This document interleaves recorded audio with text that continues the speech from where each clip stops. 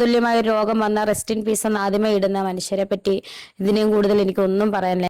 അപ്പൊ hello viewers, നമ്മുടെ പുതിയ വീഡിയോയിലേക്ക് എല്ലാവർക്കും സ്വാഗതം. ഇന്നത്തെ നമുക്ക് ടോപ്പിക്ക് പോകുന്നതിന് മുന്നേ എല്ലാവരോടും ഒരു റിക്വസ്റ്റ് മാത്രമേ ഉള്ളൂ. എല്ലാവരും എൻ്റെ ചാനൽ ഒന്ന് സബ്സ്ക്രൈബ് ചെയ്യണം, എന്നെ മാക്സിമം സപ്പോർട്ട് ചെയ്യണം. നിങ്ങൾക്ക് ഇഷ്ടപ്പെട്ട കണ്ടന്റുകളായിട്ടായിരിക്കും എന്തായാലും ഞാൻ മുന്നോട്ട് വരുന്നത്. എന്തായാലും മുന്നോട്ട് പോവാം. ഇന്നത്തെ നമ്മുടെ ടോപ്പിക് എന്ന് പറയുന്നത് രേണുസുതിയാണ്.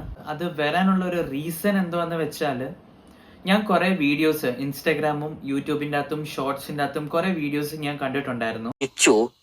അതായത് ചില ആൾക്കാരുടെ മുമ്പിൽ പോയി പറയുകയാണ്, നിങ്ങൾ എന്നെ ഫോളോ ചെയ്തിട്ടുണ്ടെങ്കിൽ നിങ്ങൾക്ക് 200 രൂപ തരാം, 1000 രൂപ തരാം എന്നൊക്കെ പറഞ്ഞിട്ട്.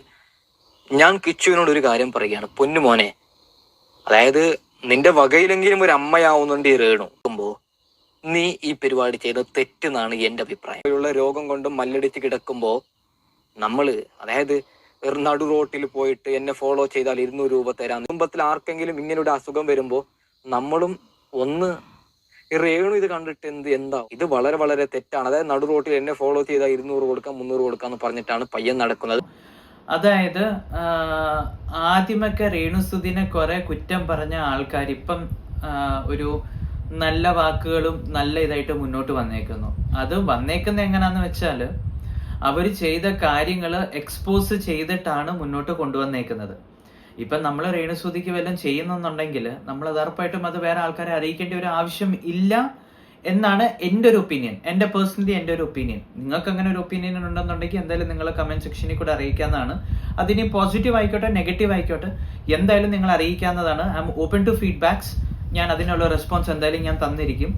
പക്ഷെ എനിക്ക് സംസാരിക്കാനുള്ള ചില കാര്യങ്ങൾ എന്നാന്ന് വെച്ചാൽ, ഞാൻ കുറെ വീഡിയോസ് ഞാൻ നിങ്ങളോട് പറഞ്ഞിരുന്നില്ല, കുറെ വീഡിയോസും കുറെ സ്റ്റേറ്റസ് ഒക്കെ ഞാൻ കണ്ടിട്ടുണ്ടായിരുന്നു. എന്നെ പേഴ്സണലി കുറെ ആൾക്കാർ കമന്റും ചെയ്തിട്ടുണ്ടായിരുന്നു കേട്ടോ. നമ്മൾ രേണുസുതിനെ പറ്റി സംസാരിച്ചിട്ടുണ്ടായിരുന്നു. ഇതിനു മുന്നേ ഒരു വീഡിയോ നമ്മൾ ചെയ്തിട്ടുണ്ടായിരുന്നു.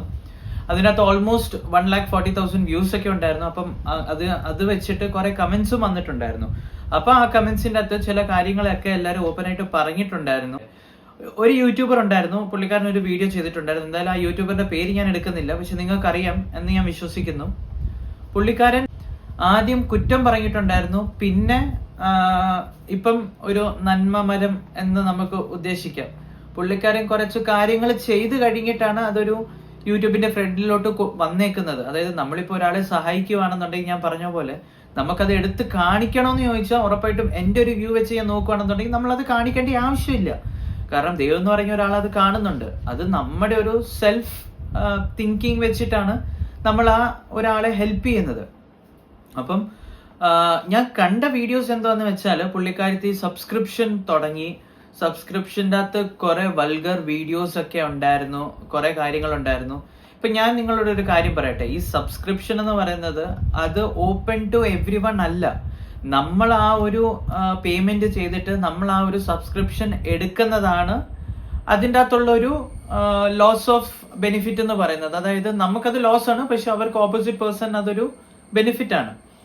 അപ്പം ആ ഒരു പേയ്മെന്റ് നമ്മൾ ചെയ്ത് കഴിഞ്ഞിട്ട് അതിൻ്റെ അകത്ത് നമ്മൾ ആ വീഡിയോസ് ഒക്കെ അവരുമായിട്ട് സംസാരിച്ച് അവരുടെ വീഡിയോസ് ഒക്കെ നമ്മൾ ചെയ്ത് അതിൻ്റെ ഒരു സ്ക്രീൻഷോട്ട് പകർത്തി പുറത്തോട്ട് വിടുന്നതാണോ മാന്യത? ഒരിക്കലുമല്ല. അത് അങ്ങനെയാണെന്നുണ്ടെങ്കിൽ നിങ്ങൾക്ക് അത്രയും ഒരു ഇതുണ്ടായിരുന്നുണ്ടെങ്കിൽ, ഇത് ജസ്റ്റ് ഒരു കണ്ടന്റിന് വേണ്ടിയിട്ടായിരിക്കും നിങ്ങൾ അത് ഉറപ്പായിട്ടും ചെയ്യുന്നത്. കാരണം ആ ഒരു കണ്ടന്റ് നിങ്ങൾ പുറത്തോട്ട് ലീക്ക് ആക്കിയിട്ട് അതിൽ കൂടെ നിങ്ങൾക്ക് നേടാൻ പറ്റുന്ന കാര്യങ്ങൾ നിങ്ങൾ നേടിയെടുക്കാൻ വേണ്ടിയിട്ടാണ് നിങ്ങൾ അത് ട്രൈ ചെയ്യുന്നത്. ഇപ്പൊ ഞാനൊരു എക്സാമ്പിൾ പറയാം. ഫോർ എക്സാമ്പിൾ, രേണുസുതി മാത്രമല്ല ഈ സബ്സ്ക്രിപ്ഷൻ വീഡിയോസ് ചെയ്യുന്നത്. അങ്ങനെ കുറെ പേരുണ്ട്. കുറെ പേര് കുറെ വീഡിയോസ് സബ്സ്ക്രിപ്ഷൻ എടുത്ത് കുറെ പേര് അത് ചെയ്യുന്നുണ്ട്. കാരണം ഇന്ന് ഞാൻ അതൊക്കെ ചെക്ക് ചെയ്തപ്പോഴാണ് ഈ സബ്സ്ക്രിപ്ഷൻ വീഡിയോസിനെ പറ്റി കുറെ ഡീറ്റെയിൽ ആയിട്ട് ഞാൻ പഠിച്ചപ്പോഴാണ് നമ്മുടെ മലയാളികൾ തന്നെ കുറെ സബ്സ്ക്രിപ്ഷൻ വീഡിയോസ് ചെയ്യുന്നുണ്ട്. അതിൻ്റെ അകത്ത് ഒരു ഗുഡ് എക്സാമ്പിൾ ആണ് നിമിഷനെ എല്ലാവർക്കും അറിയാമെന്ന് ഞാൻ വിശ്വസിക്കുന്നു. അപ്പൊ നിമിഷ അതിൻ്റെ അകത്ത് കുറെ കാര്യങ്ങളൊക്കെ ചെയ്യുന്നു. അതെന്തായാലും നിങ്ങൾ ചെക്ക് ചെയ്യും. അതിനകത്ത് കുറെ ബട്ടർഫ്ലൈ വീഡിയോ കോൾസ് അങ്ങനെ കണ്ട എന്തൊക്കെയോ സംഭവം നമുക്കത് അറിയത്തില്ല. പക്ഷെ അതിനൊക്കെ ചാർജസ് എന്ന് പറയുന്നത് 2,500, 3,000 രൂപ, 1,500. അപ്പം അതൊക്കെ നിങ്ങൾക്ക് കാണാൻ താല്പര്യം ഇല്ലെന്നുണ്ടെങ്കിൽ നിങ്ങൾ എന്തിനാണ് വെറുതെ പൈസ എടുത്തിട്ട് നിങ്ങൾ അതിൻ്റെ അകത്തോട്ട് കയറുന്നത്? സാധാരണ ലൈവ് പോലെ അല്ല ഈ സബ്സ്ക്രിപ്ഷൻ വീഡിയോസ്. അത് നിങ്ങൾ സബ്സ്ക്രൈബ് ചെയ്യണം.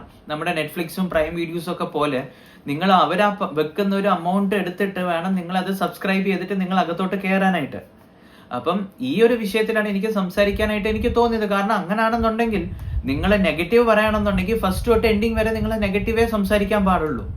അല്ലാതെ ഒറ്റൊരടിക്ക് നിങ്ങൾ അവരെ ഹെൽപ്പ് ചെയ്തിട്ട് അത് കാണിക്കാൻ വേണ്ടിയിട്ട് കണ്ട ഇന്റർവ്യൂ ചാനൽസിലും അല്ലെങ്കിൽ യൂട്യൂബിൽ പോയിട്ട് ലൈവ് ഇടുന്നത് അതൊരിക്കലും ഞാൻ സപ്പോർട്ട് ചെയ്യത്തില്ല.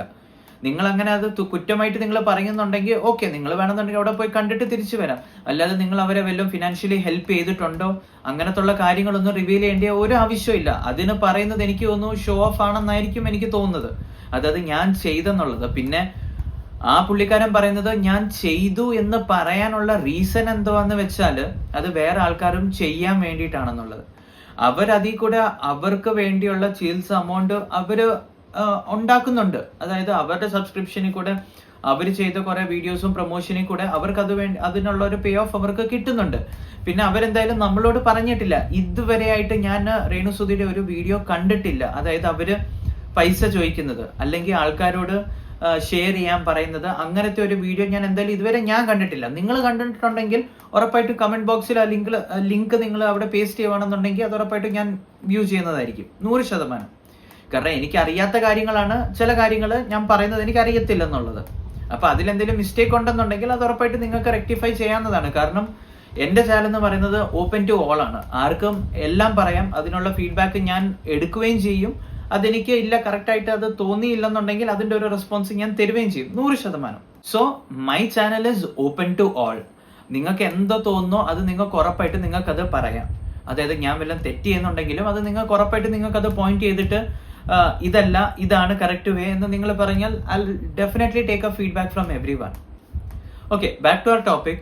അങ്ങനെ ഞാൻ ചില വീഡിയോസ് കണ്ടപ്പോൾ തന്നെ നിങ്ങൾ കുറ്റവും പറയുന്നുണ്ട്, നിങ്ങൾ നല്ലവും പറയുന്നുണ്ട്. അതായത് ഇപ്പം പുള്ളിക്കാരത്തി ആയിരിക്കുന്ന ഒരു സാഹചര്യത്തിൽ നമ്മൾ മാക്സിമം പറ്റുവാണെന്നുണ്ടെങ്കിൽ അവരെ സപ്പോർട്ട് ചെയ്യണം. അല്ലാതെ അവർക്ക് പോയിട്ട് മെന്റൽ പ്രഷർ കൊടുത്തിട്ട് അവർ ഉറപ്പായിട്ടും ഇതെല്ലാം കണ്ടു കഴിഞ്ഞിട്ട് അവരുടെ ട്രോമയിലോട്ട് പോകും. അവരുടെ ഒരു അവസ്ഥ നിങ്ങളിപ്പം കണ്ടില്ല. എന്റെ രേണുസുധി എങ്ങനെ ഇരുന്നതാ, ഇപ്പൊ അത് എങ്ങനെ മാറി? അവരുടെ കുറെ സിറ്റുവേഷൻസ് കാരണം കൊണ്ടായിരിക്കും അവർ അങ്ങനത്തെ ഒരു സബ്സ്ക്രിപ്ഷൻ വീഡിയോസ് അല്ലെങ്കിൽ അവർക്ക് തോന്നിയ കാര്യങ്ങൾ അവർ ചെയ്തത്. അതൊരിക്കലും കുറ്റമൊന്നും നമുക്ക് പറയാൻ പറ്റത്തില്ല. കാരണം അങ്ങനെ കുറ്റം ചെയ്യുന്നുണ്ടെങ്കിൽ നമ്മൾ എല്ലാരെയും പോയി പോയിന്റ് ചെയ്യണം. നമ്മൾ ഒരിക്കലും ആരെയും അങ്ങനെ പേഴ്സണലി പോയിട്ടോ നമ്മൾ പോയിന്റ് ചെയ്യാൻ നിന്നിട്ട് അതായത് ഞാൻ കണ്ടിട്ടില്ല.